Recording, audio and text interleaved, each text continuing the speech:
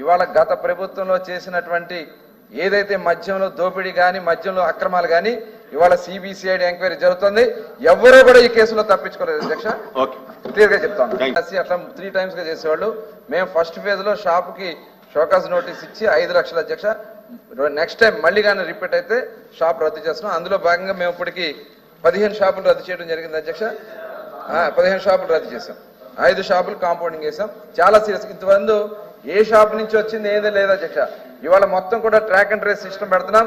ఏ shop నుంచి, ఏ depot నుంచి start, ఏ distillery నుంచి వచ్చింది, ఏ డిపో నుంచి వెళ్ళింది, ఏ షాప్ నుంచి వెళ్ళింది కూడా మొత్తం కూడా ట్రాక్ చేస్తాం అధ్యక్ష. తద్వారా ఆ షాప్ని ట్రాక్ చేసి వాళ్ళని, గతంలో ఆ సిస్టమ్ లేదు, ఇవాళ అవన్నీ కూడా చేస్తాం అధ్యక్ష. చాలా పాజిటివ్. తర్వాత ఇంకో విషయం అధ్యక్ష, ఇవాళ గత ప్రభుత్వంలో చేసినటువంటి ఏదైతే మద్యంలో దోపిడీ కానీ మద్యంలో అక్రమాలు కానీ ఇవాళ సిబిసిఐడి ఎంక్వైరీ జరుగుతుంది. ఎవరూ కూడా ఈ కేసులో తప్పించుకోలేదు అధ్యక్ష. క్లియర్ గా చెప్తాను.